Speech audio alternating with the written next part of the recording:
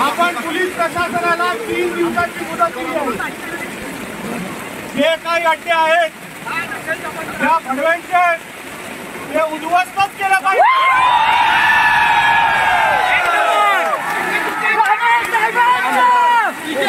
3 दिवसानंतर आपला हिंदू समाज जेव्हा आवाज देईल, जर हे लोकांनी पुढे काही कारवाई केली नाही तर बंदोबस्त आपण सगळ्यांनी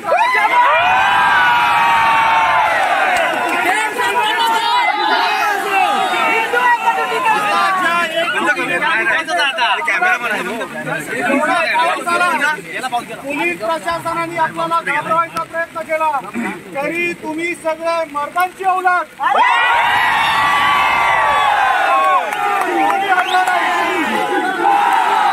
आता जशी एकजूट दाखवली कधी समाजाने हाक मारली येणाऱ्या काही दिवसांमध्ये ह्याच्यापेक्षा कितीतरी पटीने आपल्याला जमावं लागेल. लक्षात ठेवा,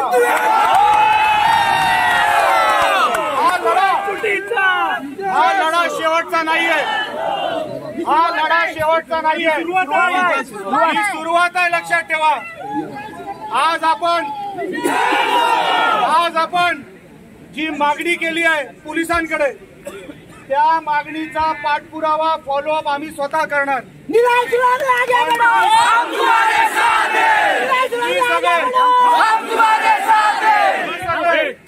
सोबत आहात तरच हे सगळं शक्य आहे. आणि तुम्ही आज रत्नागिरी नाही अख्ख्या महाराष्ट्राला दाखवलं की रत्नागिरीचा हिंदू समाज हा जिवंत आहे. माईक जवळ घ्या. रत्नागिरीचा हिंदू समाज कोणाच्या बापाला घाबरत नाही. आता लढा सुरू झालेला आहे. ज्यांनी डोकं बाहेर काढलंय, ज्यांनी हिंदू समाजाला डिवचायचा प्रयत्न केलाय, आता हिंदू समाज त्यांना सोडणार नाही. हा इशारा होता, एवढं लक्षात ठेवा.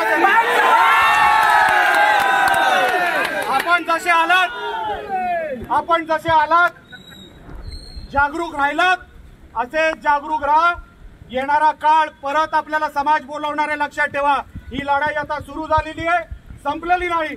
आपण सगळे ताकदीने आलात. अशीच ताकद अख्ख्या महाराष्ट्रात जरी उभी करावी लागली तरी आपण सगळ्यांनी उभी करायची म्हणजे करायची.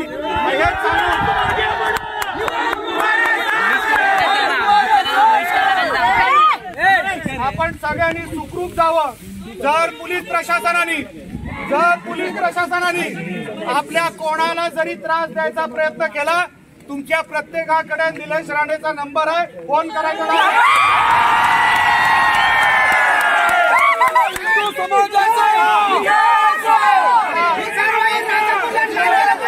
कोणाच्या दडपणाखाली राहायचं नाही म्हणजे नाही, एवढं फक्त आवाहन करतो.